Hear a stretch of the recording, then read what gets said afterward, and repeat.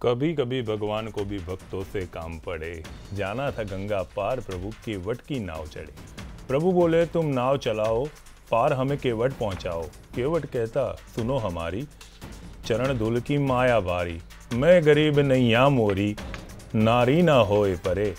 जाना था गंगा पार, प्रभु केवट की नाव चढ़े। नमस्कार, હું સુજલ દવે। તમને મારા શરૂઆતના ભજનથી એમ લાગતું હશે કે તમે ભક્તિ ચેનલ જોઈ રહ્યા છો, તો તમારી ભૂલ છે। તમે ઇન્ડિયા ન્યૂઝ ગુજરાત જ જોઈ રહ્યા છો ને આ છે તમારો મનપસંદ કાર્યક્રમ પોઈન્ટ બ્લેન્ક। આજે ભજન ઘટનાની સાથે સેટ થતું હતું તો મને થયું તમને થોડા ભક્તિના માર્ગે લઈ જવું આ બાને, તો મેં ગાઈ પણ લીધું। ચલો મૂળ વાત પર આવીએ। તમે છેલ્લા 5 વર્ષ દરમિયાન જો તમારા નેતા સાથેની મુલાકાતથી વંચિત રહ્યા હો તો તમારા માટે એક સારા સમાચાર લઈને આવ્યો છું।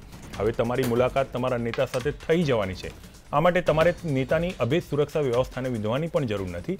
ખુદ નેતાજી તમારા ઘરના બારણા ખખડાવવાના છે। નોક નોક, મેં આ ગયા હું। આ કોઈ જાદુગરી કરેલો જાદુ નથી। આ છે લોકતંત્રનો સૌથી મોટો તહેવાર એટલે કે ચૂંટણી। સરહદ पे तनाव है, देश में चुनाव है। પ્રધાનમંત્રી નરેન્દ્ર મોદીએ રવિવારે પ્રયાગરાજમાં ગંગાની સફાઈ કરતા 5 સફાઈ કર્મીઓના પગ ધોયા હતા। આ એક એવી પહેલ છે જે ભૂતકાળમાં ક્યારેય થઈ જ નથી। આ અભિગમ અપનાવવો જ જોઈએ, અને ત્યારે ખાસ જ્યારે દલિતો તેમની સમસ્યાને લઈને દેશમાં લડતા હોય। પણ આ ઘટનાને લઈને કેટલાક સવાલ ઊભા થઈ ગયા છે। ખાસ કરીને પ્રધાનમંત્રીને વિપક્ષે સવાલ પૂછ્યો છે કે પોણા 5 વર્ષ કેમ દલિતોના પગ ધોવાયા નહીં? શું ગંગા સફાઈ કરવાની જાહેરાત થઈ હતી અને તે થઈ નથી? તેના પરથી સૌનું ધ્યાન હટી જાય અને આ ઘટનાને ઉદાહરણ રૂપે સ્વીકારી લેવાય તેવું તો નથી ને। આવા ઉદાહરણનો ઉપયોગ દરેક રાજનૈતિક વ્યક્તિ કરતી હોય છે। રાહુલ ગાંધીએ જ્યારે અનુસૂચિત જાતિના લોકોના ઘરે જમવાની શરૂઆત કરી ત્યારે ભાજપે ભરપેટ આલોચના કરી હતી। બાદમાં ખુદ અમિત શાહ અને ભાજપના કેટલાય નેતાઓ આ પ્રકારના ભોજન સમારંભની શોભામાં લાંબા સમય સુધી અભિવૃદ્ધિ કરી। પણ અહીંયા જો દલિતોનું સન્માન પગ ધોઈને કરવામાં આવી રહ્યું છે તે વાત સોશિયલ મીડિયાના માધ્યમથી વહેતી થઈ હોય તો સોશિયલ મીડિયાના દરેક પાઠકે એ વાતને પણ યાદ રાખવી જોઈએ કે ઉજ્જૈનના સિંહસ્થમાં સમરસતા સ્નાનનો વિચાર અમલમાં મુકાયો। જે કુંભમાં બધા માટે હોય છે ત્યાં અલગથી સમરસતા સ્નાન ઘાટ બનાવવામાં આવ્યો। સમજો, અહીંયા અમિત શાહ અને શિવરાજસિંહ ચૌહાણ દલિતો સાથે સ્નાન કરવા ગયા અને કર્યું પણ ખરું, જેનો ખૂબ પ્રચાર થયો। પણ સાધુ સંતોએ આ વિભાજનનો વિરોધ કરતા શિવરાજસિંહે પોતાના ટ્વીટમાંથી દલિત સમાજને ડિલીટ કર્યો હતો। પહેલાં ટ્વીટ હતું કે દલિત સમાજના શ્રદ્ધાળુઓ સાથે સ્નાન કરવામાં આવ્યું, પાછળથી આ ડિલીટ કરી નાખવામાં આવ્યું। જો દલિતોના પગ ધોઈને તેમનું સન્માન કરવામાં આવી રહ્યું હોય અને એવા પ્રચાર થતો હોય તો દર્શકોએ ઉજ્જૈનની ઘટના પરથી નક્કી કરવાનું કે દલિતોને સન્માન અપાય છે કે તેમનો પ્રચાર માટે ઉપયોગ થઈ રહ્યો છે। તેમ છતાં ચલો આપણે માની લઈએ કે દલિતોના પગ ધોઈને તેમને સન્માન આપવામાં આવી રહ્યું છે, તો સવાલ એ ઊભો થાય છે કે શું પગ ધોવાથી દલિતોની જે સમસ્યા છે તેનું સમાધાન થઈ જશે? શું દલિતોના પ્રશ્નો હલ થઈ જશે? અને જો આનો જવાબ હા હોય તો સંસાધનો વગર ગટરમાં ઉતરતા અને કમોતે મરતા તમામ દલિતોના પરિવારોને ફરિયાદ કરવાનો હક જ નહીં રહે। અસમાન વેતનને લઈને આંદોલન કરતા દલિતોના આંદોલનનો લગભગ નિરર્થક સાબિત થશે। ગટરના સફાઈ કામદારો જે મોતને ભેટ્યા છે તે પૈકીના કેટલાય એવા છે જેમને આજે વળતર પણ મળ્યું નથી। સમય બચ્યો નહોતો, નહીં તો આ મૃતકોના હું આંકડા સાથે અહીંયા બોલવાનો હતો। સવાલ તો આંકડાનો છે નહીં, સવાલ સમસ્યાનો છે। આજે પણ દેશમાં ક્યાંક ક્યાંક માથે મેલું પાડવાની પ્રથા ચાલુ છે। બોલતા મારી જીભ ખચકાય છે એટલે તમે સમજી શકો છો।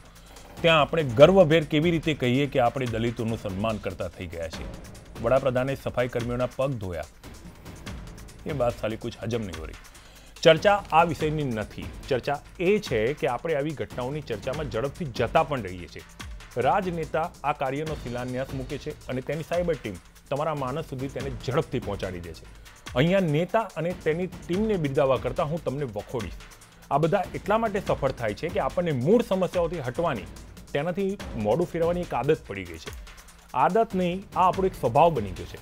આપણે ચર્ચા એ કરવી જોઈએ કે દેશ પર હુમલો થયો તો આપણે શું કર્યું? આવા હુમલા બાદ આપણે પાકિસ્તાનને શું સબક શીખવાડ્યો? આપણે પાકિસ્તાનને સબક શીખવાડી રહ્યા છીએ તેવા ભ્રામક પ્રચારમાં કેમ આવી જઈએ છીએ? કેમ આપણે પુલવામાના શહીદો, ત્યારબાદ ઇમરાન ખાનની ધમકી વગેરે ભૂલીને અત્યારે પગ ધોવામાં આવ્યા છે તેની ચર્ચામાં લાગી ગયા છે? આપણામાં શું ખામી છે કે નેતા ઈચ્છે તે મુજબની ચર્ચામાં આપણને ભાગ લઈ લેવા માટે મજબૂર કરે છે? આપણા મુજબની ચર્ચામાં નેતા ભાગ લેવા કેમ નથી આવતા? આપણે પગ ધોયા એ યોગ્ય કે અયોગ્યની તેની ચર્ચા કરીશું, પણ આનાથી દલિતોનું કેટલું સન્માન, ચર્ચા એ વાત નહીં થવી જોઈએ ને। અને આવનારા દિવસોમાં દરેક નેતા શું આ સિલસિલો યથાવત રાખશે? આપણે આ વાતની ચર્ચા કરીએ. શું પગ ધોવાથી દલિતો ઉપર ઉનામાં થયેલા અત્યાચારની ઘટનાઓનું પુનરાવર્તન નહીં થાય એ વાતની ખાતરી છે? શું પગ ધોવાથી દલિત સમાજનો વરરાજા ઘોડા પર બેસીને સવર્ણના મહોલ્લા પાસેથી પસાર થઈ શકશે? આપણે આ ચર્ચા નથી કરતા. હકીકતમાં આપણે આ ચર્ચા કરવી જોઈએ, પણ નથી કરતા. ના કરો ભાઈ, ન કરો, હું કરીશ. આજે આ જ મારી ચર્ચા હશે. મારી આ વિષય પર ચર્ચા કરવા મારી સાથે સ્ટુડિયોમાં આખી એક પેનલ હાજર છે. સૌની સાથે આપનો પરિચય કરાવી દઉં. મારી સાથે જોડાયેલા છે રાજકીય વિશ્લેષક વિદ્યુત જોશી, કોંગ્રેસ નેતા અશોક પંજાબી, ભાજપમાંથી અત્યારે ટ્રાફિકમાં છે ભાજપના નેતા અશ્વિન બેંકર, અને દલિતો તરફથી પક્ષ રજૂ કરશે સુબોધ પરમાર.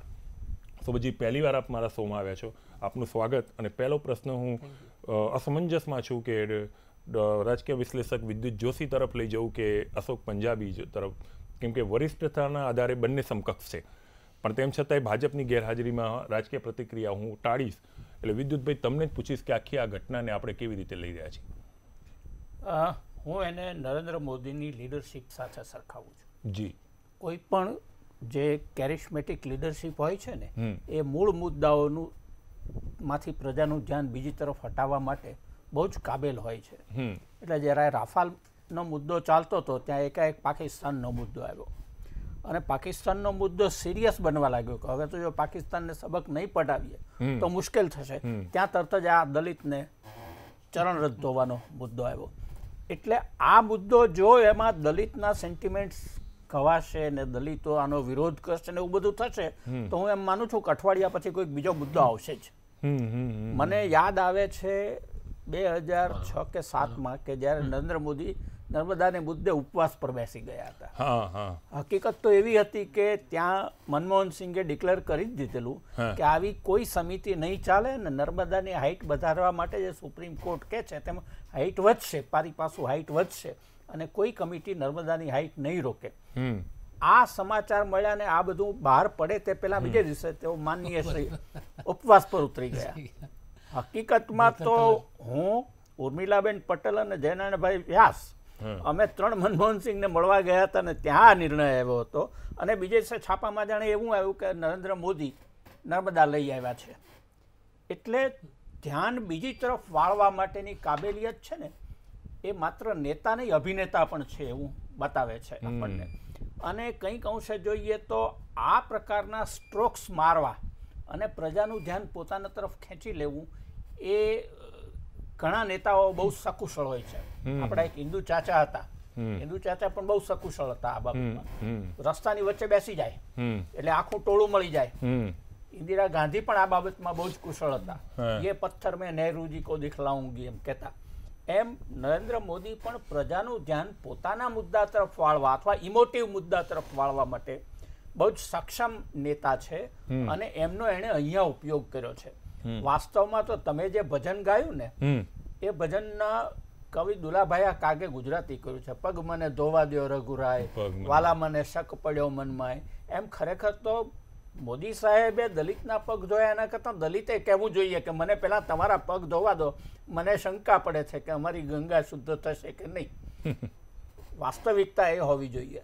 પણ એનીવે એ આવી રીતે ગતકડા કરીને પ્રજાનું ધ્યાન બીજી તરફ વાળવા માટે હોશિયાર હોય છે, અને ક્યારેક એવા સમયે ઇમોટિવ ટ્વિસ્ટ આપી દે કે જ્યારે પ્રજાને પૂરું ઠંડા કલેજે વિશ્લેષણ કરવાનો સમય ન હોય, અને પછી પ્રજા જેમ પેલું પાંધી પાઇપર વાંસળી વગાડતો એને લોકો કેમ એની પાછળ ખેંચાઈ જાય એમ લોકો એની પાછળ ખેંચાઈ જાય.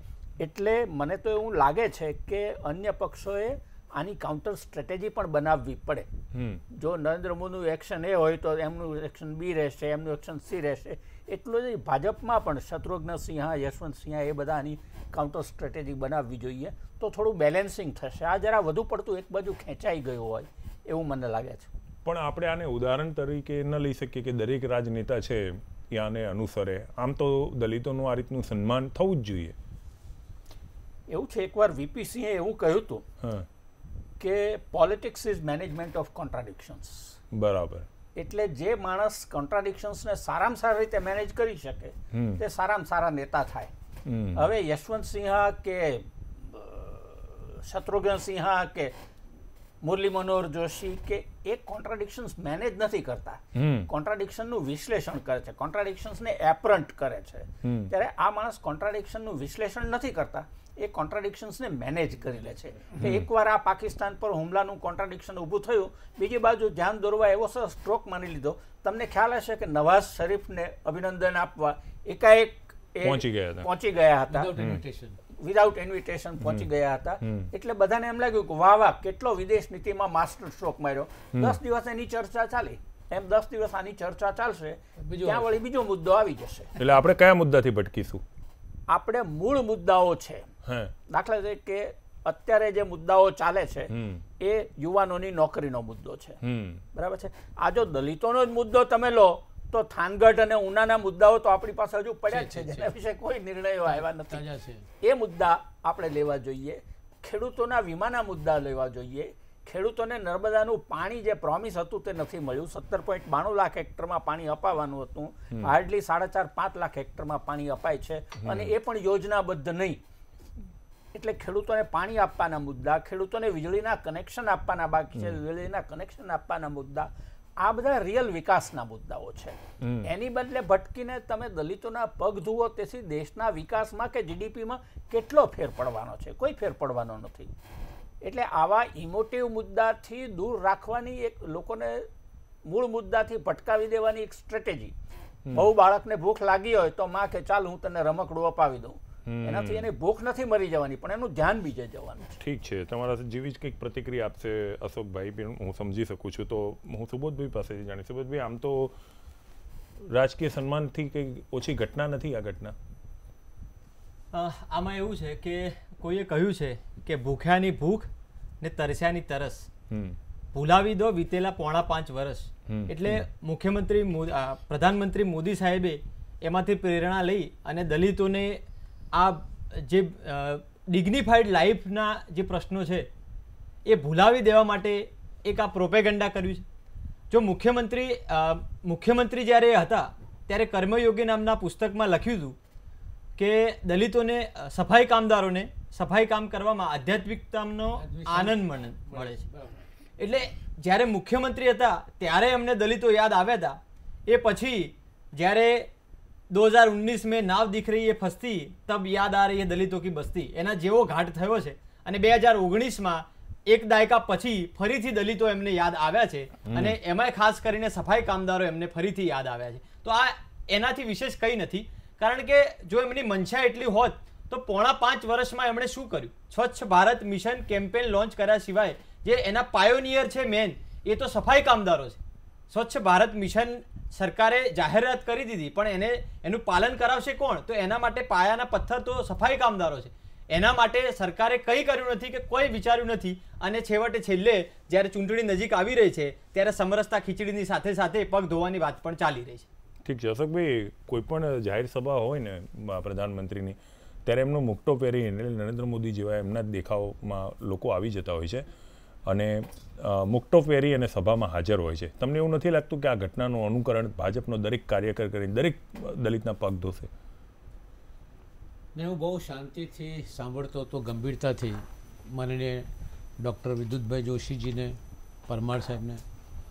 મને લાગે છે કે એ લોકોની જે પ્રતિક્રિયા છે એ વૈજ્ઞાનિક પ્રતિક્રિયા છે, અને લોકોનું ધ્યાન બીજી તરફ કઈ રીતે વાળવું અને મૂળ પ્રશ્નોને, મૂળ સમસ્યા જેનાથી રાષ્ટ્રની આમ પ્રજા પીડાતી હોય એને એક બાજુ મૂકી દેવું, એ બાબતમાં જો કોઈને નોબેલ પુરસ્કાર આપવો હોય તો મને લાગે છે કે આપણા વડાપ્રધાન એમાં નંબર 1 આવે છે. હવે મને એ વાત સમજાતી નથી કે ચૂંટણીના 2 મહિના જ બાકી છે, ત્યારે તમને દલિતો યાદ આવી ગયા અને કુંભમાં જઈને એમના પગ ધોવા લાગ્યા. ત્યારે મને પહેલો સીન યાદ આવી ગયું કે રાજા રામ જ્યારે જતા હતા નદી પાર કરીને, અને પછી કેવટનો એ પાવ ધોયા, અને એ તમે જોયો. અને અત્યારે તમે આ બંને વસ્તુ જુઓ, જમીન આસમાનનું ફરક છે. રામ ભગવાન કેવટનું પાવ ધોય છે પોતાના હાથથી, અને અત્યારે આપ જોઈ શકો છો કે જે રીતે પાવ ધોતા હતા તો એમના હાથ નહોતા, કપડાથી એમ કરતા હતા, પોતાના હાથ નહોતા લગાવ્યા, કપડા મૂકીને ઉપર હાથ મૂકતા હતા. એટલે જે રીતે અત્યારે લોકોનું ધ્યાન બીજી વાળવાની કોશિશ કરી રહ્યા છે. સૌથી મોટો પ્રશ્ન અત્યારે રાષ્ટ્રની સુરક્ષાનું છે. તમે વડાપ્રધાન છો, વડાપ્રધાનની જવાબદારી અદા કરો સાહેબ. તમને વડાપ્રધાન તરીકે દેશે મૂક્યું છે, તમે દેશના વડાપ્રધાન છો, એક પક્ષના નથી કે ગ્રુપના નથી. આજે રફાલનો સવાલ સૌથી મોટો છે, ભયાનક ભ્રષ્ટાચાર થયું છે, પ્રજા પૂછવા માંગે છે શું છે આનો જવાબ. અને આજે પાકિસ્તાન ખુલ્લેઆમ આપણા ઉપર બલાત્કાર કરે છે, અત્યાચાર કરે છે, દમન કરે છે. આતંકવાદીઓ દ્વારા આપણા ઉપર દરેક ટાઈમ ઉપર એ આપણા સૈનિકોને શહીદ કરાવે છે, મૃત્યુ આપે છે. એની સામે પ્રજા જાણવા માંગે છે કે તમે શું કરવા માંગો છો. દલિતોના પગ ધોવાથી શું પાકિસ્તાનનો મુકાબલો થઈ શકશે?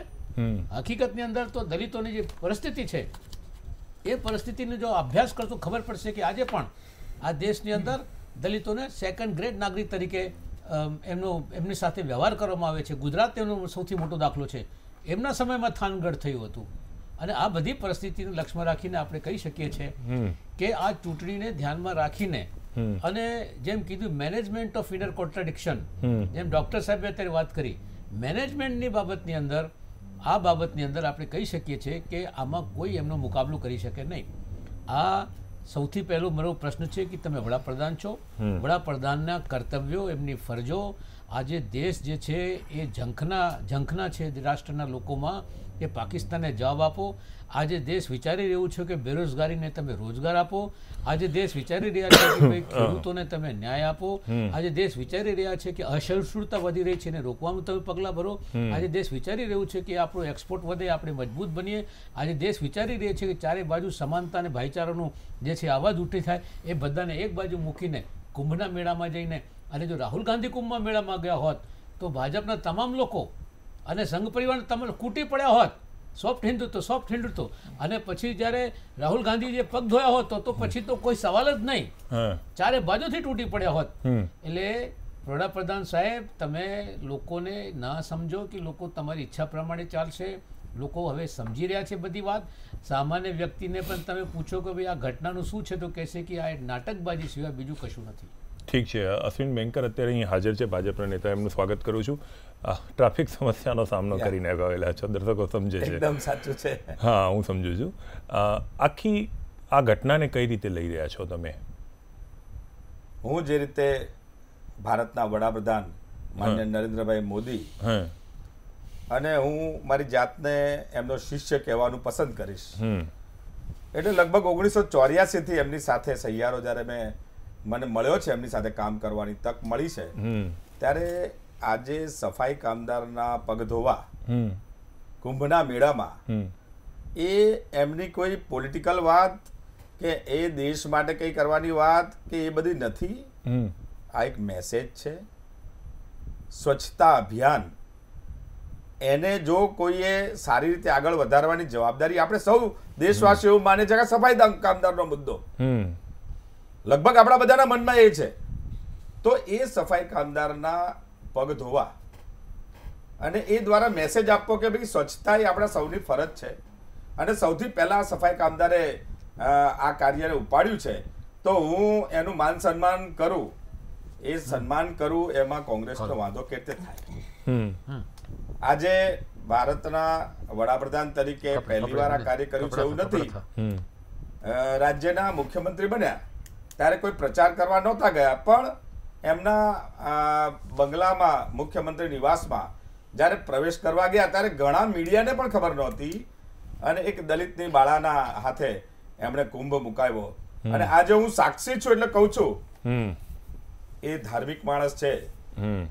એમના ધર્મ કાર્યને મેં જાતે જોયેલો છે. એમને વલ્કનમાં મેં જોયેલા છે, ચાકડીઓ પહેરેલા મેં જોયેલા છે. ધાર્મિક બાબતની અંદર એટલા ઉચ્ચ વિચારોથી છે. ત્યારે એમણે આ દેશની અંદર ધાર્મિક રીતે પણ પછાતપણું જેનું આવ્યું છે દલિત સમાજનું, એની વેદના સંવેદના સમજે છે. અને એકવાર બાવળાના સંમેલનમાં એમણે કહેલું, બાવળાના સંમેલનમાં એમ કહેલું કે કદાચ હું દલિત માની કુંખે જન્મ્યો હોત તો મને ખબર પડત. એટલે આજે આ નવી વાત છે. વિશ્વ શાંતિનો પુરસ્કાર મળે તોય કોંગ્રેસને નાટક લાગે. આજે આ સફાઈ કામદારના પગ ધોવે તોય નાટક લાગે. અરે વડાપ્રધાન કોઈ પ્રતિકૃતિ કરે છે તો એનો મેસેજ આપે છે. આપણે મેસેજ સમજવાની જરૂર છે. મેસેજ સમજવાની જરૂર છે કે ચૂંટણી નજીક આવી ગઈ છે. સમજી રહ્યા છે લોકો. લગભગ બધાને એવું લાગે ચૂંટણી, પરંતુ આતંકવાદના કાર્યમાં પણ દરરોજ આપણે જોઈ શકીએ છીએ કે દરરોજ એક નવું એક્શન ભારત દેશ જોઈ રહ્યું છે અને નવા એક્શન દ્વારા પણ જ્યારે આપણે દેશની એમની પ્રતિબદ્ધતા જવાનો પ્રત્યેની જોઈ રહ્યા છે એને આપણે કહેતા નથી, પરંતુ બીજો એક નાનો વિષય છે એને આપણે લઈએ છે.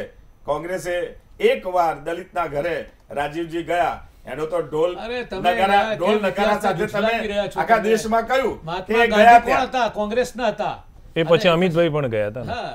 એટલે એ સહજ પ્રક્રિયા છે. સહજ પ્રક્રિયામાં બધા જવું જોઈએ. ચૂંટણી આવે એટલે જવું જોઈએ. થાનગઢનો જવાબ એટલો છે કે કોંગ્રેસ પ્રેરિત એક નવસર્જન ટ્રસ્ટ એ બનાવવામાં આવ્યું અને નવસર્જન ટ્રસ્ટ દ્વારા થાનગઢના જખમોને ઘેરા કરવામાં આવ્યા અને ઘેરા તમે લોકો તમે ઘેરા કરી રહ્યા છો, એક મિનિટ. કોઈ એક્શન ના લે. એક મિનિટ. હવે ભારતીય જનતા પાર્ટીનો કાર્યકર્તા સંડોવાલા હતો. કહો આપની હકીકત સુધારો કે માર્ટિન મેકવાનને હું બહુ સારી રીતે ઓળખું છું. એ કોંગ્રેસી નથી, કોંગ્રેસના સમયમાં પણ લડ્યા છે, એટલે આપની હકીકત આટલી સુધારી લો. હું એ જ કહેવા માંગુ છું કે માર્ટિન મેકવાન ઉપર મને પણ શ્રદ્ધા અને વિશ્વાસ હતો, પરંતુ ગાંધીનગરની અંદર જ્યારે થાનગઢના વિષય પર એમની માગણી હતી કે સી સમરી ભરાય છે તે દૂર કરો, ન્યાયના રસ્તા આપો.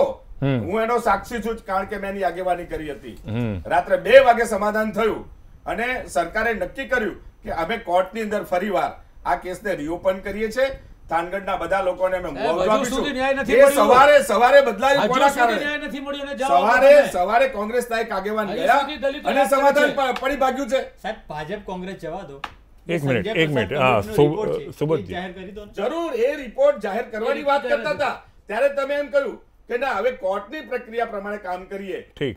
સરકાર રિપોર્ટ જાહેર કરવાનું કે તો તમે કે ના કોર્ટની જાહેર પ્રક્રિયા. કર્યો કોઈ નથી કીધું. સાહેબ માહિતી આ જ વાત આયોગે હતી. હુકમ કર્યો તેમ છતાં એ રિપોર્ટ આ જાહેર વાત નથી હતી કે થયો. બધાને નલિફાઈડ કરો વિદ્યુતભાઈ, અને વિદ્યુતભાઈ. કોર્ટની અંદર તમે નવેસરથી આ મને કાર્યવાહી એમ કરો. લાગે છે- મને એમ લાગે છે કે આપણે થોડીક હકીકતો સુધારી લઈએ. સુધારી લેવા જેવી છે. માર્ટિન મેકવાન દલિત આગેવાન છે, તાલીમ પામેલા છે અને પોતાનું નવસર્જન ટ્રસ્ટ એમણે અલગ રીતે ઊભું કર્યું છે.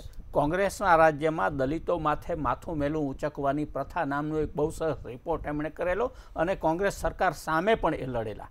એટલે એ કોંગ્રેસ પ્રેરિત છે એવું આપણે કહેવું એ સરેરાશ ના બિલકુલ ખોટી વાત છે. આજે હું એક જવાબદારીપૂર્વક ના, ના, જવાબ ના, આપું છું. જે આંદોલનમાંથી આવ્યા એ ગોલાના કાંડ કોંગ્રેસ વખતે ગોલાણાના બનેલા અને કાંડમાં એમાં તેમનો લડેલા જન્મ છે. થયો અને ત્યાર પછી જે પ્રક્રિયા થઈ તેનો મેં સ્ટડી કર્યો છે. એટલે હું જવાબદારીપૂર્વક કહું છું કે તેમની પાછળ ઘણા કોંગ્રેસના આગેવાનો તમે તો એમની દરેક રહ્યા જગ્યાએ હતા. કોંગ્રેસ દેખાય છે સત્યથી અને પાછળ. ત્યારે કોંગ્રેસ સિવાય ભાઈ તમને કશું મેકવાનનું દેખાતું ટ્રસ્ટ નથી. અત્યારે બેન થયું છે. ભાજપ તો આંદોલન થઈ ગયો છે. બેન કોંગ્રેસ સિવાય થયું છે કશું કારણ દેખાતું કે નથી. જ્યાં જ્યાં પ્રશ્નો ઉભા થયા થોડી જાણકારી મેળવી લો એમની તમે તમારી હકીકતો સાચી રજૂ કરો તો મને લાગે છે બધાને આનંદ થશે. પણ એ પ્રધાનમંત્રીથી પ્રેરણા લઈને બધી હકીકતો મને એવું લાગે છે આપણે આ ટ્રસ્ટ આ ટ્રસ્ટ બેન જૂઠું થયું છે. બિલકુલ નથી થયો. સાહેબ એ બેન નથી થયું એને અને વિદેશમાંથી FDI માટે ફંડ રોક્યું છે. મળતું હતું, એ જુદી એ વાત બંધ છે. થયું એ જુદી વાત છે.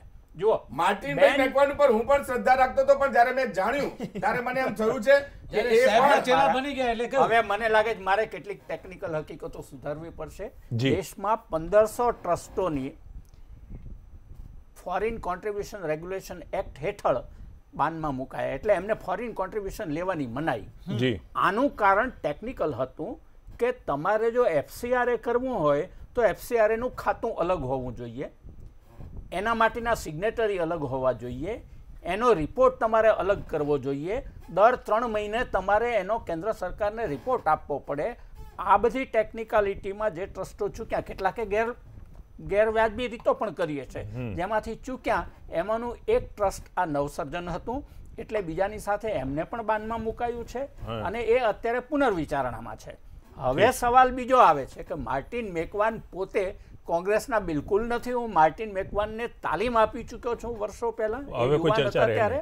એટલે તમે જેમ જાણો છો એમ આ બધા અહીંયા જાણે છે. અમે પણ એવું માનતા હતા. મારી વાત હવે તમે તમારા વખતે હું મેકવાન નથી પરથી- બોલ્યો, તમારા વખતે હું નથી બોલ્યો, ઠીક. તમે સાંભળી લો. પહેલા તો હા, એટલે- વિદ્યુત. મને કરેક્શન કરવાની તક આપો. હું ચોક્કસ જરૂર, તક આપવા જરૂર. માટે જ છું. એટલે એ કોંગ્રેસી પણ નથી, હમ. એ ભાજપી પણ નથી, કોઈ પક્ષીય કાર્યકર નથી, એ દલિત લક્ષી આંદોલન ચલાવનાર વ્યક્તિ આંદોલનકારી, છે. activist. દલિત લક્ષી એક્ટિવિસ્ટ છે ને ધોળકા બાજુમાં એમનું કામ બહુ સરસ રીતે ચાલે છે. એટલે એ એમના સંગઠનમાં નાના મોટા પ્રશ્નો હશે એની ના નથી, પણ એ છતાં એને તમે કોઈ એક પક્ષ સાથે જોડી દો તો મને લાગે છે ગુજરાતની બહુ સારી સારી સંસ્થાઓને હળાહળ અન્યાય થાય. ઠીક છે.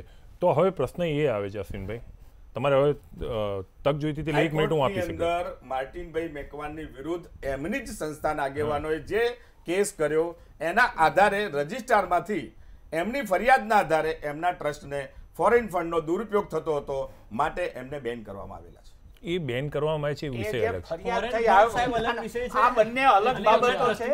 FDI ના તમે કહ્યું અનેક ટ્રસ્ટો એગ્રી, આમાં તો રજિસ્ટ્રાર કોઓપરેટિવ અત્યારે કેસ ચાલે છે. હું એમાં કેસમાં જાઉં છું, કેસમાં હું જાઉં છું, મને ખબર છે. ફોરેન કોન્ટ્રીબ્યુશન રેગ્યુલેશન એક્ટ હેઠળ બાન મુકાવો એ રજિસ્ટ્રાર ઓફ ટ્રસ્ટની કામગીરી છે. અને તમે જે હાઈકોર્ટ કેસની વાત કરો છો ને, એ તો અંદરના એમના ઝઘડાઓની વાત છે. આ બંને જુદા મુદ્દાઓ બરોબર છે. મૂળ ચર્ચા એ વાત પર શરૂ થઈ ગઈ હતી તમારી કે માર્ટિન મેકવાન એ કોંગ્રેસના છે, તમારા તરફથી દાવો થયો હતો, જેનો ખંડન વિદ્યુતભાઈ જોશીએ ત્યાં સુધી કોંગ્રેસની સામે પડેલા એ સામે પડેલા છે, અને એમણે કીધું છે કે માર્ટિન મેકવાનને ખુદ એમણે જ તાલીમ આપેલી છે. જરૂર આવા ઘણા બધા વિદ્વાન લોકોએ એમને તાલીમ આપી છે. હું પણ એમનો એકવાર સમર્થક હતો, પણ અંદર ઉતર્યો, એનો સ્ટડી કર્યો, ત્યારે મને આજે એવું કહેવાને હું પ્રેરાવું છું કે ગાંધીનગરનું જે આંદોલન હતું તે બીજા દિવસે કોંગ્રેસના એક આગેવાન આવ્યા, કિરીટભાઈ રાઠોડ એની આગેવાની કરતા હતા, માર્ટિનભાઈ મેકવાનના મેનેજર, અને આવ્યા અને એ રાત્રોરાત બદલાઈ ગયું. કેમ સાહેબ દલીલ ખાતર એવું માની લેવામાં આવે કે માર્ટિન મેકવાન કોંગ્રેસના છે, બરાબર? તો તમારી તમારી સરકાર શું કરે છે? આપણે માર્ટિન મેકવાન ઉપર અલગથી ચર્ચા કરીશું. આપણે મુદ્દાથી ભટકી ગયા છે. એક નાનકડો વિરામ લઈ લઉં છું. એક બ્રેક પછી આપણે ચર્ચા કરીશું કે દલિતોનું સન્માન એ રાજકીય હિલચાલ છે કે નહીં. એક નાનકડા વિરામ બાદ.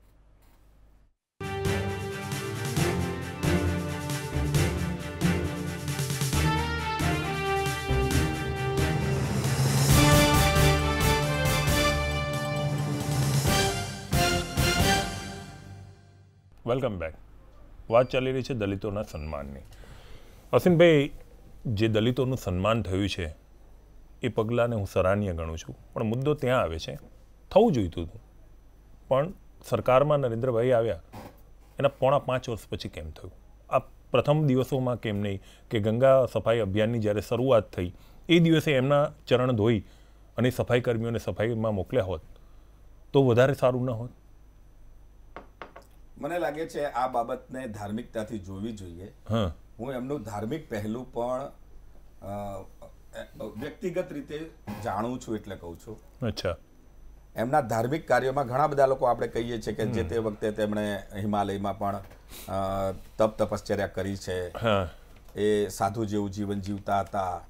મેં કહ્યું એમ ચાખડીઓમાં અને વલ્કનમાં મેં જોયેલા છે. એટલે આ એક કુંભની અંદર એક સમાજનો સૌથી નીચેનો વ્યક્તિ છે, એનું પગ ધોવું એ એમની ધાર્મિક પ્રવૃત્તિનો એક ભાગ હોઈ શકે, આવું માનું છું. બાકી એક મેસેજ હતો, પરંતુ 5 વર્ષમાં કંઈ થયું એવું નથી. ડૉક્ટર બાબા સાહેબ આંબેડકરના તમામ કાર્યોને પૂરું કરવાનું કાર્ય કરી એમણે દલિતોનું સન્માન કર્યું છે. પાંચે પાંચ જગ્યાએ. તમને એવું નથી લાગતું જેમ વાસ્કોડી ગામા અને ભારતનો નવો રસ્તો મળી ગયો તેમાં આપણને ગરીબી હટાવવા માટે એક નવો રસ્તો મળી ગયો છે? દરેક ગરીબને બોલાવો, એમના પગ ધોઈ નાખો, એમનું સન્માન કરો, તે સમસ્યાઓનું સમાધાન થઈ જશે. સીધો સવાલ જ જો સમજણ પડે તો કે સન્માન કર્યા પછી શું દલિતોની સમસ્યાનું સમાધાન થઈ જશે? જરૂર. ઠીક છે, સમાધાન થશે એવું નથી કહેતો, દલિતોને સન્માન જ જોઈએ સાહેબ. અચ્છા, દલિતોને ગરીબી દૂર કરવી છે, પણ પહેલો એનો જે મુદ્દો છે સન્માન. પણ દલિતોને સન્માન પગ ધોવાથી નહીં મળે, જે ગટરમાં ઉતરવાનું બંધ થશે ત્યારે દલિતોને સન્માન જરૂર એ પણ બંધ થવું જોઈએ. તમારી સરકારે self employment scheme for rehabilitation of manual scavenger કે જે માણસો ગટરમાં ઉતરે છે એ સ્કીમ 2007 માં લોન્ચ થઈ હતી. 2015 પછી એમાં 1 રૂપિયો પણ ખર્ચ્યો નથી. એટલે આ સરકારને મેન્યુઅલ સ્કેવેન્જર જે ગટરમાં ઉતરે છે એના રિહેબિલિટેશનમાં કોઈ જ રસ નથી. ખાલી પાણી પગ ધોઈને પાણી પીવાથી એમને ડિગ્નિફાઈડ લાઈફ નથી મળવાની સાહેબ. સરકાર 2017 ની અંદર ગુજરાતને ODF જાહેર કરી દે છે, પણ કેગ જ્યારે 2018 ની અંદર મોન્સૂન સેશન મળ્યું વિધાનસભાનું ત્યારે કેગે કહ્યું કે આ રિપોર્ટ ખોટો છે અને સરકારે જે જાહેર કર્યું હળાહળ જુઠ્ઠું છે. અને કેગે આના આંકડા પણ પ્રસિદ્ધ કર્યા કે સરકારે જે 54,008 ટોયલેટ જ્યાં બનાવવાની ઘોષણા કરી 120 ગ્રામ પંચાયતની અંદર, એમાં કેગે પોતે ઇન્સ્પેક્શન કર્યું, રિપોર્ટ કર્યો અને એની અંદરથી એમણે કેગે રિપોર્ટ પ્રસિદ્ધ કર્યો છે કે 15,708 જગ્યાએ ટોયલેટ નથી બન્યા અને સરકાર ODF જાહેર કરવાની વાત કરે છે. બીજી વાત આવે કે જ્યારે ODF જાહેર કરે છે ત્યારે અમદાવાદની અંદર તમને 200 સાઇટ્સ એવી મળશે કે જ્યાં હજી પણ ઓપન ડિફિકેશન થાય છે અને માણસો હાથથી મળ ઉપાડીને એનો નિકાલ કરે છે. તો સાહેબ આ જ્યારે બંધ થશે ત્યારે ડિગ્નિફાઈડ લાઈફ મળશે દલિતોને, ત્યારે દલિતો ગટરમાં ઉતરતા બંધ થશે, અને જ્યારે દલિતો ગટરમાં ઉતરતા બંધ થશે ત્યારે એને સન્માન મળશે, તમારા પ્રધાનમંત્રીના પગ ધોવાથી નહીં. એ પણ ચૂંટણી ટાણે. નસીનભાઈ જવાબ જોઈએ આના ઉપર. અમુક બાબતો સાથે હું સંમત છું. આજે પણ કઈ બાબત સાથે સહમત છો? દલિત નેતા સુબોધ પરમારને ખબર હોવી જોઈએ. હાથથી સ્કેવેન્જર ભાઈઓને આપણે મેળું ઉપાડવું પડે છે. તો સાહેબ કોની જવાબદારી છે? એના માટે સરકારે કડક કાયદા કર્યા છે. જે જવાબદાર અધિકારી એને પ્રોત્સાહિત કરે છે એની પર કાર્યવાહી કરવાની કોશિશ કરી છે. પરંતુ એ હકીકત છે આજે પણ આ સમસ્યાથી સંપૂર્ણ આપણને નિદાન નથી મળ્યું, અને બહુ દુઃખની બાબત પણ છે. સરકાર સફાઈ કામદાર નિગમ દ્વારા કરોડો રૂપિયા ખર્ચી એના રિહેબિલિટેશન માટે પ્રયાસ કરે છે. હું પણ અનુસૂચિત જાતિ નિગમનો ચેરમેન હતો ત્યારે એ પ્રયાસ કર્યો છે, પરંતુ પ્રયાસ હજુ સંપૂર્ણ થયો નથી, હું સ્વીકારું છું. આ કરોડો રૂપિયાની જે ફાળવણીની વાત કરી એનું એક સામાન્ય ઉદાહરણ આપીએ તો 2016 ને 17 ની અંદર આ જ સરકારે માતબર 1 કરોડ રૂપિયાની આપણે જે સફાઈ કામદારોના રિહેબિલિટેશન માટે બજેટ ફાળવ્યું છે.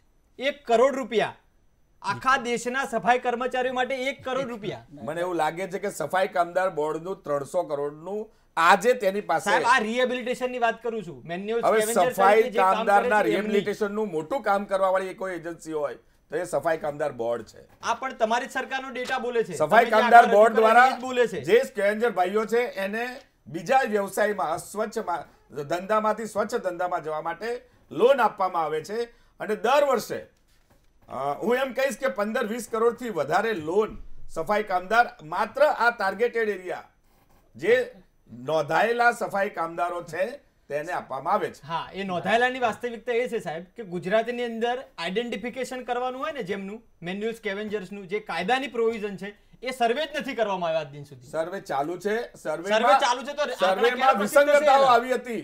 એકવાર સર્વે થયો, ફરીવાર વિસંગતતા આવી, અને ફરીવાર પણ સર્વે ચાલુ છે. જરૂર. એક મિનિટ વિદ્યુતભાઈની ગઈકાલનું અમદાવાદ મિરર રિફર કરી લેજો.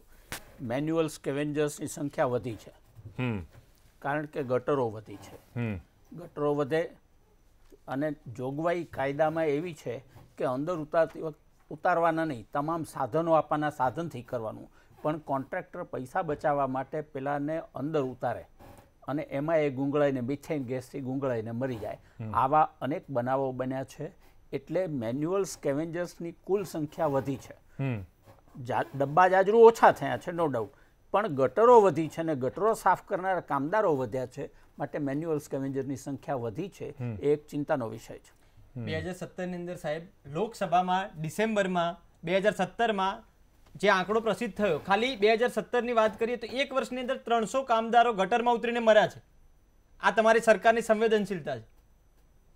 સરકારે પ્રયાસ કર્યો છે સાહેબ. અમદાવાદ મ્યુનિસિપાલિટીની વાત કરીએ, પરંતુ ના હોવા છતાંય, બેન હોવા છતાંય ક્યાંક ને ક્યાંક માન્ય વિદ્યુતભાઈ સાહેબે કહ્યું પ્રમાણે સ્કેવેન્જર પણ ક્યાંક કોઈ પણ પ્રલોભનમાં આવે છે અને કોન્ટ્રાક્ટરના દબાવમાં આવા બનાવો બને છે, જે ખરેખર દુઃખદાયી છે, નિંદનીય છે. આવા બનાવ ન બનવા જોઈએ, એના માટે સઘન પ્રયાસ કરવો રહ્યો. સવાલ અત્યારે આ છે કે દેશના વડાપ્રધાન તરીકે એમને શું ફરજ અદા કરવી જોઈએ? એ વિદ્યુતભાઈ જે કીધું એ વાત. વર્તમાનમાં જે ભારતીય સમસ્યાઓ છે, રાષ્ટ્રીય સમસ્યાઓ છે, સૌથી મોટો સવાલ તો અત્યારે આતંકવાદ સામે પાકિસ્તાન જે આપણી સામે પ્રોક્સી વાર શરૂ કર્યું છે એની સામે મજબૂત પગલાઓની જરૂર છે.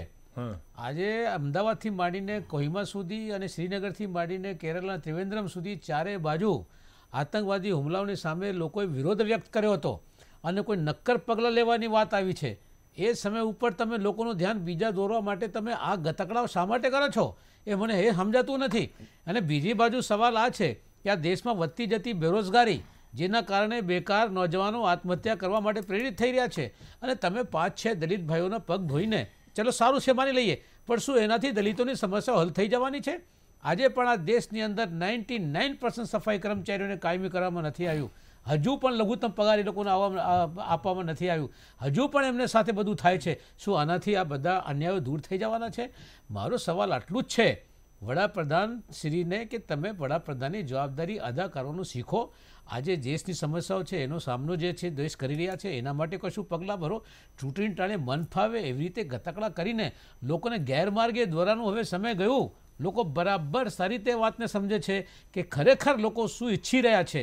આપ મીડિયા સાથે વાત કરીને અને તમે હાથ પગ ધોઈને આમ કરીને એમ લાગે કે ઓહો દલિતો માટે બહુ મોટા અવતાર પેદા થઈ ગયા છે. મને તો આશ્ચર્ય અમારા મિત્ર ભાજપના મિત્ર ઉપર થાય છે કે આ ગુજરાતની અંદર જે ગુજરાત મહાત્મા ગાંધીનો ગુજરાત હતો એ ગુજરાતમાં દલિતો સામે જે અત્યાચારો થયા છે અને એ છેલ્લા 10-12 વર્ષમાં વડાપ્રધાન મુખ્યપ્રધાન હતા ત્યારની વાત તમને કરું છું. તો આવા તમામ સંજોગોની અંદર લોકો હવે બરાબર સમજી ગયા છે. તમે જે શરૂઆતમાં વાત કરી કે જે તણાવ છે બોર્ડરમાં, આ તણાવ જે છે એ તણાવનો સામનો કરવાની તાકીદની જરૂર છે.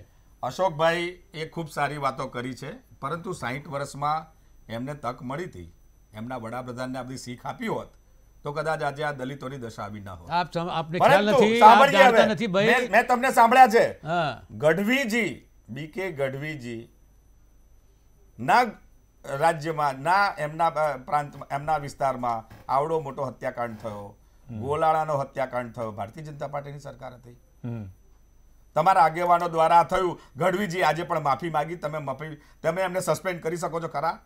ભારતીય જનતા પાર્ટીએ કહ્યું કે કોઈ પણ અત્યાચારમાં ભારતીય જનતા પાર્ટીનો આગેવાન સંડોવાયેલો હશે. અટલ બિહારી વાજપેયી બોલ્યા હતા.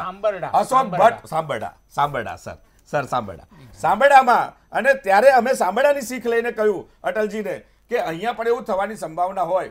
ત્યારે અટલજી એવું કહ્યું હતું ભાજપનો કાર્યકર્તા અત્યાચારમાં સંડોવાયેલો હશે તો એને અમે પાર્ટીમાંથી કાઢી મૂકીશું. આખી સરકાર અત્યાચારી છે યાર, ભાજપની કાર્યકર્તા શું વાત કરો છો? અટલજીએ જ વાત કરી હતી, તમને યાદ હશે અશ્વિનભાઈ.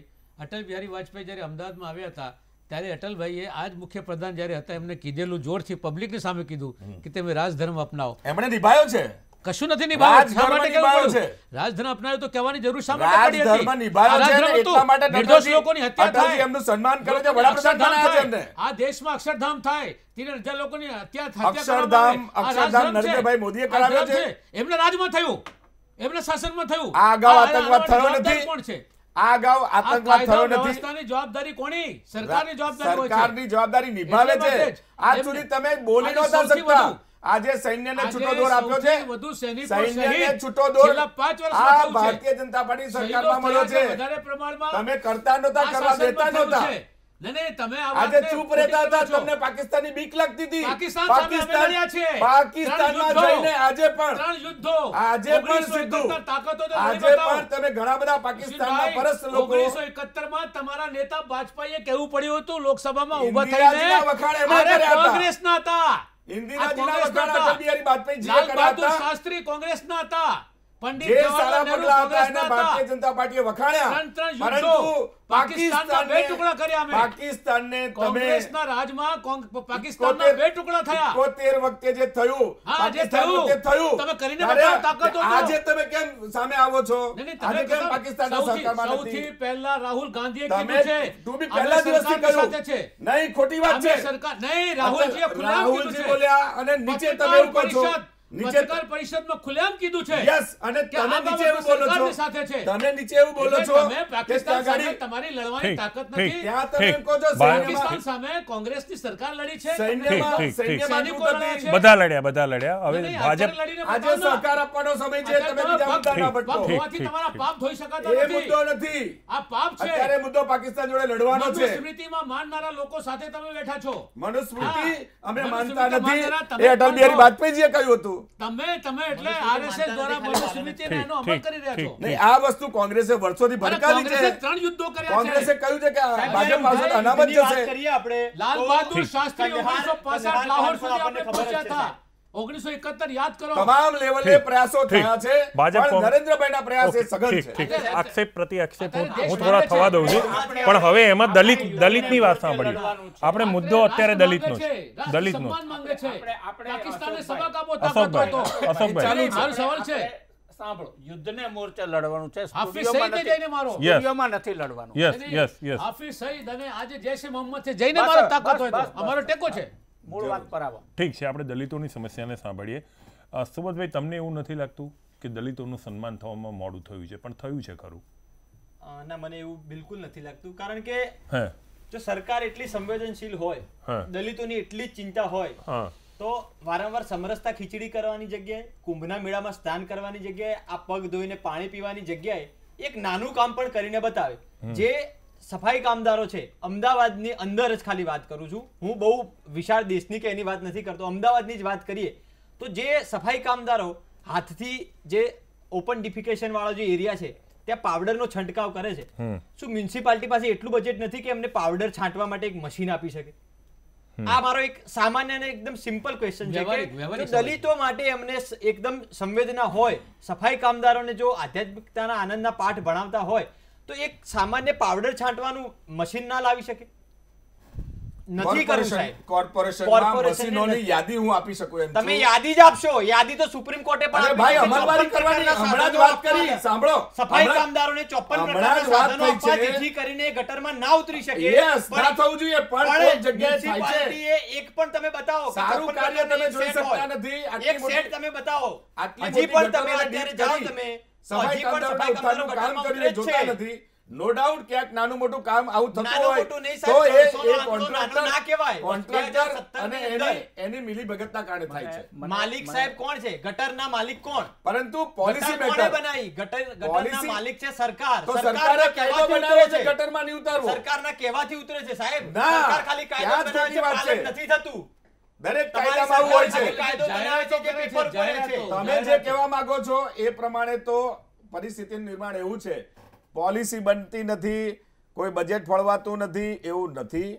બજેટ પોલિસી બધું હોય છે, પણ એક્સેપ્ટ કરીએ છીએ કે હજુ દલિતો સફાઈ કામદારો માટે જે કાર્ય સ્કેવેન્જર નું કરવાનું છે, અરે 2 જગ્યાએ સ્કેવેન્જર નું કામ ઓછું, એને ગાવાની જરૂર નથી. 300 કરોડ રૂપિયા 200 પોઈન્ટ બતાવું. 300 કરોડ રૂપિયા બતાવું જ્યાં ઓપન ડિફિકેશન થાય છે. વર્ષોથી આ કામ તમે કરી બતાવો ને. 2 જગ્યા નથી. આ ચાલુ છે. 2017 ની અંદર 300 માણસો ગટરમાં ગુંગળાઈને મરે જગ્યાએ નથી. તમારા માટે ભલે દલિતોની કિંમત કઈ ના હોય, તમારા માટે એક દલિતો જીવ પણ કિંમતી છે સાહેબ. જરૂર, એટલા માટે અમે એક્સેપ્ટ કરીએ છીએ, પરંતુ જે કામ થાય છે એને તમારે સ્વીકારવું નથી. કામ તમારા આંકડા બોલે છે અને તમે તમારી વાસ્તવિકતા બોલે છે સાહેબ. કે આજે પણ સફાઈ કામદારોની વાત હોય, દલિતોની વાત હોય, આજે સુપ્રીમમાં આદિવાસીની વાત કરું, આ કરવું પડશે. SC/ST ની વાત છે. આદિવાસીની વાત કરો. આદિવાસીની અંદર સુપ્રીમે જાહેર કર્યું 10 લાખ આદિવાસીઓને ઘરવિહોણા કરો તો તમારી સરકારનો કોઈ વકીલ કેમ હાજર ના રહ્યો? એનો રાઈટ છે, એ રાઈટને ભોગવવા માટે તમે આદિવાસીની કયા મોટે વાત કરો છો? હાલમાં જ 2 દિવસ પહેલા સુપ્રીમ કોર્ટનો ચુકાદો આવ્યો કે 10 લાખ આદિવાસીઓને બેઘર કરવા, તો સરકાર તરફથી કોઈ વકીલ કેમ હાજર ના રહ્યો? આજ કહ્યું સરકાર કામ કરશે. એમાં સરકાર શું કામ કરશે? જ્યારે સુપ્રીમ કોર્ટ જ્યારે ઓર્ડર પાસ કરતી હતી, તમારો કોઈ વકીલ ત્યાં હાજર રહેતો નથી. કયો સરકાર કામ કરશે? વકીલો હાજર હોય છે, પરંતુ કોઈ વકીલ નથી. બતાવો ને રેકોર્ડ. તમે ખાલી ગપ્પા મારવાના. તમે ખાલી ગપ્પા જ મારો છો દરેક બાબતમાં. જ્યારે કાયદો તો એક્સપર્ટ છે, જો ભાઈ ગપ્પા મારો તો કોઈ છે જ નહીં. તથ્યોને તમે તમારા રિપોર્ટને કેગે વખોડે છે સાહેબ. ગઈ વખતે પણ સુપ્રીમ કોર્ટનું જજમેન્ટ આવ્યું ત્યારે તમે એવું કહ્યું હતું કોઈ વકીલ હાજર નહોતા. ફરીવાર સંસદની અંદર કાયદો લાવીને કર્યો મેં, ત્યારે તમે અભિનંદન આપી શકતા નથી. મોઢાની વાત શું કરવા કરો છો? તમે અભિનંદન આપી શકતા નથી. તમે આજે આદિવાસી બાબતમાં સુપ્રીમ કોર્ટે જજમેન્ટ આપ્યું તો સરકારી વકીલ કેમ હાજર નહોતા? અરે આજે અમીરભાઈ સાહેબ કહ્યું કે અમે આ બાબતે આદિવાસી સાથે છીએ અને તે જ વસ્તુ ફરીવાર થશે. એટલે ટૂંકમાં સરકાર, એક મિનિટ, આપણે દલિતોની ચર્ચામાં આદિવાસી પણ આવી ગયા છે, તો થોડી એ પણ વાત કરીએ. ટૂંકમાં તમારી વાત ઉપરથી એવું માની શકું કે સરકારને આદિવાસીઓની ચિંતા છે? તમામ SC/ST ના વર્ગના લોકો તો કેવડિયાની અંદર અસંતોષ છે. મને લાગે છે કે કેટલીક મુદ્દાઓને પક્ષથી બિચારા જાય છે, સરઘસ કાઢે છે, જમીનો લઈ લેવામાં આવે છે, પાણી મળતું નથી એમને, એમનેથી જમીનો છીની લેવામાં આવી રહી છે, આદિવાસીને જમીનના પટ્ટા નથી આપવામાં આવતા. એ બાબતે આ તો કેવું છે, તમે આમ કેમ કર્યું, તમે આમ કર્યું, એમાં સવાલ નહીં નીકળે. દાખલા તરીકે એમણે સાંભરડાનો ઉલ્લેખ કર્યો. તો MP પરમાર નામના એક સરકારી અધ્યાપકે સાંભરડાથી સોમાનનગરની આખી કૂચ કરેલી અને એ દલિતોને મહેસાણામાં એ વખતે જમીન આપવામાં આવી હતી. આ રીતે એ પ્રશ્ન હલ થયો હતો. હવે થાનગઢ અને ઉનામાં જે થયું એમાં પણ આવું કરે સરકાર, એવી અશ્વિનભાઈ થકી આપણે વિનંતી કરીએ એમને. ઠીક છે, બરાબર. આ એક મુદ્દો આવ્યો. બીજું, જ્યાં સુધી આદિવાસીઓની જમીનને લગતા સવાલો છે ત્યાં સુધી 2013માં આપણે એક land acquisition and rehabilitation act પસાર કર્યો જેની જોગવાઈ મુજબ આદિવાસીની જમીન ન લેવાય. સાચી વાત છે. લેવાવી હોય તો આખા ગામની મંજૂરી જોઈએ જી. અને જો વૈકલ્પિક રૂટ અવેલેબલ હોય તો આદિવાસીઓની જમીન લેવાય જ નહીં. હવે આ જે પ્રોવિઝન હતા 2013ના કાયદામાં એ પ્રોવિઝન ટોન ડાઉન કર્યા અને ગ્રામસભાને પૂછ્યા વગર જમીન લઈ લેવી આમ સવાલ આવ્યો. બીજું એવી જ રીતે 2006માં એક ફોરેસ્ટ રાઇટ્સ એક્ટ પસાર થયેલો. એ ફોરેસ્ટ રાઇટ્સ એક્ટ મુજબ જંગલ પર આદિવાસીઓને અધિકારો મળે. આ અધિકારો જે પહેલાં માઇનોર પ્રોડ્યુસ પર હતા એટલા જ રાખવામાં આવ્યા.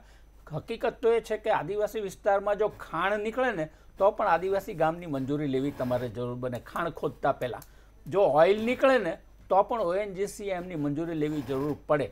આ આદિવાસીઓના વિશેષ અધિકારો છે અને જે બંધારણે એની 5મી શેડ્યુલમાં માન્ય કર્યા છે. બંધારણની જો 5મી શેડ્યુલ તમે જોશો તમને ખ્યાલ આવશે how to administer tribal area. એમાં ટ્રાઇબલ મિનિસ્ટરને રાઇટ નથી, ગવર્નરને રાઇટ છે. Governor is the observer of tribal area. ગવર્નરે આ કરવું જોઈએ. એટલે આપણે આપના માધ્યમ થકી ગવર્નર સાહેબને પણ વિનંતી કરીએ કે ગુજરાતમાં જે આદિવાસીઓનો પ્રશ્ન છે તેના તરફ આપ જરા ધ્યાન આપો. You are the direct authority from central government to look into the tribal affairs. આ વાત એક છે. આદિવાસીઓને જ્યારે આ વાત સાથે હું મારો સૂર પુરાવું છું. લાઠીચાર્જ કરવામાં આવે છે એની વાત સાંભળવામાં આવતી એક નથી. મિનિટ, અશ્વિનભાઈની પ્રતિક્રિયા એક આવે છે, કઈક ચર્ચાનો નિકાલ નીકળે આ છે. વાત સાથે હું કઈ વાત એ કહેજો. ઝડપી ઉકેલ માટે માન્ય વિદ્યુતભાઈએ જે વાત મૂકી છે, જી, રાજ્યપાલ શ્રી આમાં ઇન્ટરવીન કરે.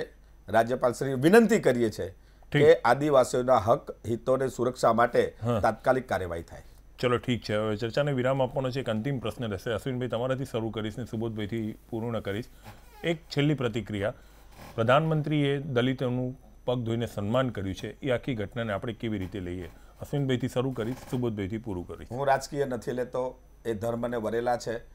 ધાર્મિક મેળાવડાની અંદર ધાર્મિક કાર્ય એમણે કર્યું છે અને સ્વચ્છતા છેલ્લા 10-15 વર્ષથી આપણે એને મેસેજ તરીકે એક વિચાર તરીકે મૂક્યો છે, તો સ્વચ્છતાનો વિચાર એમણે પ્રદર્શિત કર્યો છે. એનાથી વધારે કશું નથી. મારે વચ્ચે નથી બોલવાનું કારણ કે આ પ્રતિક્રિયા લેતો, તેમ છતાં પણ કહી રહ્યો છું કે પ્રધાનમંત્રી જ્યારે પણ આવી કોઈ કામગીરી કરે છે તો એનું અનુકરણ ભાજપના દરેક કાર્યકર કરતા હોય છે. નેતાઓ તો કરતા જ હોય છે, કાર્યકર. હું એવી આશા રાખું કે દરેક ભાજપનો કાર્યકર દલિતના પગ ધોશે આગામી દિવસોમાં. જરૂર ધોશે નહીં. ભૂપેન્દ્રસિંહ ચુડાસમા, પુરુષોત્તમ રૂપાલા આજે પણ દર વર્ષે દલિતના ઘરે જ બેસતું વર્ષ ઉજવે છે અને આવા અનેક પ્રસંગ છે. અમારે કહેવાની જરૂર નથી. જી, અમે લોકો એના સાક્ષી છીએ. ચલો ઠીક છે અશોકભાઈ. ના, મૂળ પ્રશ્નોથી ધ્યાન બીજી તરફ કરવા માટે એ નિષ્ફળતાનું જ એક મોટું પ્રમાણ છે કે આ રીતે લોકોનું ધ્યાન બીજી તરફ દોરીને અને ખાસ કરીને રાષ્ટ્રની સલામતીનો એક મોટો પ્રશ્ન છે. રાફેલમાં ભયંકર ભ્રષ્ટાચાર થયું છે. લગભગ 32,000 કરોડ રૂપિયાનું ભ્રષ્ટાચાર રાફેલની અંદર થયું છે. લોકો આ વાતને સમજી રહ્યા છે કે જે રીતે સોદાબાજી થઈ છે એ તરફ ધ્યાન દોરવા પાકિસ્તાન અને આ બધી વસ્તુ જે ઊભી થઈ છે એના માટે સીધી સાદી વાત છે કે ચૂંટણી ટાણે 2 મહિના બાકી છે ત્યારે એમને દલિતો યાદ આવ્યા છે. એટલે સીધી સાદી વાત છે કે ભયંકર નિષ્ફળતાનું પ્રતીક છે. ઠીક છે વિદ્યુતભાઈ. હું 2 બાબતોને વિશ્લેષણ પૂરતી અલગ પાડીશ. દલિતોના પગ ધોવા આદર્શ કૃત્ય માન બરાબર છે, પણ એની પાછળના જે કેટલાક પછીના સૂચિતાર્થો છે તમે જુઓ તો યુપીમાં માયાવતી પાવરફુલ બનતા જાય છે અને BSP પાછળ જે બેઝ છે તે દલિતોનો બેઝ છે અને માયાવતી કદાચ અખિલેશ કરતાં પણ સ્ટ્રોંગર તરીકે ઇમર્જ થાય અને યુપીમાં બહુમતી લઈ જાય એવી એક સ્થિતિ છે. એટલે આમાં કોંગ્રેસ સામે નિશાના પર નથી, સામે નિશાના પર માયાવતી છે. અને જે થોડા વખત પહેલાં શિવરાજસિંહ સાથેનો વિવાદ થયેલો, દલિતોને અમુક જગ્યાએ નાહવા નહોતા દીધા, એ જે આખું કોન્ટ્રોવર્સીમાંથી નીકળી જવાય માટે આ પગલું લેવાયેલું હતું. એ રીતે પણ આપણે એને જોવું જોઈએ. હવે આ પગલું અને ગુજરાતના થાનગઢ ઉનાના બાબતો બંને જુદી છે. એટલે હું એમ માનું છું કે અશ્વિનભાઈ તો આ બાબતના ખૂબ જાણકાર છે, એટલે આમાં રસ લઈને સંજય કુમારનો અહેવાલ, સંજય પ્રસાદનો અહેવાલ જલ્દી રજૂ થાય અને ઉના અને થાનગઢના દલિતોને જો ન્યાય મળશે તો ચોક્કસ તમારા તરફ આવશે. ઠીક છે સુબોધભાઈ. સાહેબે જેમ ધાર્મિકની વાત કરી કે આ કાર્યને હું ધાર્મિકતાની નજરથી જોઉં છું, તો મહાભારત નામનો જે ધાર્મિક ગ્રંથ છે એ એવું કહે છે કે દાન અને સેવાની પ્રસિદ્ધિ ના હોય, પબ્લિસિટી ના હોય. તો એ વખતે ધાર્મિકતા ક્યાં જાય છે? તમારી સોશિયલ મીડિયાની ટ્રોલ આર્મી છે એને તમે કામે લગાડી દો છો દલિતના પગ ધોઈ, અને જો 1 કે 2 વર્ષ પાછળ જવામાં આવે તો યુપીની અંદર યોગી આદિત્યનાથે દલિતો જ્યારે સભામાં આવતા હતા એની પહેલા એમના ઘરે સાબુની ગોટી મોકલાવેલી. એટલે આ પણ એક પ્રકારનું કોન્ટ્રાડિક્શન છે. હજારો કોન્ટ્રાક્ટ કર્મચારીઓ જે સફાઈ કામદારો છે એ કોન્ટ્રાક્ટ અને આઉટસોર્સિંગની અંદર રીબાઈ રહ્યા છે, પીડાઈ રહ્યા છે, પીસાઈ રહ્યા છે. એમને કાયમી કરવા નથી અને ખાલી પગ ધોઈ અને તમારે એમને એક ઠંડે કલેજે પાર પાડી દેવા છે. ઠીક છે. સુબોધભાઈ, વિદ્યુતભાઈ, અશોકભાઈ અને અશ્વિનભાઈ, ખાસ આપ સર્વનો આભાર. પણ સુબોધભાઈ, જતાં જતાં એક વાત કહીશ કે તમે જે ધાર્મિકતાનું ઉદાહરણ આપ્યું છે, ઉદાહરણ બરોબર છે પણ ઠીકથી ફ્રેમ તમે નથી કરી શક્યા, એને હું પૂરી કરી લઉં છું. તો ચર્ચાને અહીંયા વિરામ આપું છું. ચર્ચાના અંતમાં એક વાત કહીશ. દલિતોના પગ ધોવાની ઘટના બાદ સોશિયલ મીડિયા પર કૃષ્ણએ સુદામાના પગ ધોયા અને પ્રધાનમંત્રીએ દલિતોના પગ ધોયાને વર્ણવતા મેસેજ મને પણ મળ્યા હતા. ત્યારબાદ પગ ધોવાની ઘટનાનું ધાર્મિક મહત્વ સમજવા મેં ધાર્મિક ગ્રંથ શ્રીમદ ભાગવતનું પઠન કર્યું, જેમાં જે દિશા નિર્દેશ છે તે અહીંયા મૂકીશ. શ્રીમદ ભાગવત કહે છે દાન અને સેવા ગુપ્ત રાખવી જોઈએ. વિસ્તારથી આ વાત સમજાવવામાં પણ આવી છે. દાન એ રીતે કરો કે ડાબા હાથે કરો તો જમણાને ખબર ના પડે. જ્યારે સેવા એટલે એમાં તમે માતા પિતાની સેવા પણ લઈ શકો છો, ઈશ્વરની ભક્તિ, ઈશ્વરની પૂજા વગેરે લઈ શકો છો. સેવા કરતી વખતે પાડોશીને પણ ખબર ન પડવી જોઈએ કે તમે પ્રભુની કે તમારા માતા પિતાની સેવા કરો છો. તેનું કારણ પણ આપવામાં આવ્યું હતું. તમે સેવા કરીને તમારા કર્મનું ભાથું બાંધો છો. એ ભાથું જે તમારા ખરાબ સમયમાં પ્રભુ વળતર રૂપે સહાયરૂપ કરે છે. જો તમારી સેવાને તમે દેખાડો કરશો તો તમને દેખનાર વ્યક્તિની નજરમાં તમારા પ્રત્યે આદર આવી જાય છે. બસ, તમારા કર્મનું ફળ તમને મળી ગયું. સેવાને બદલે મળ્યો તમને આદર. માટે દાન અને સેવાને ગુપ્ત રાખવાની સલાહ આપવામાં આવી છે, નહીં કે તેનો પ્રચાર કરવો. વાત ધાર્મિક છે. મને લાગ્યું કે તમને સમજાશે એટલે કહી દીધી. એમ કહેવાય છે ને, હર બાત ગૂગલ से नहीं पूछी जाती, कुछ बातें अपनों को भी पूछ लेनी चाहिए. ચર્ચાની આ વિરામ આપું છું. નમસ્કાર.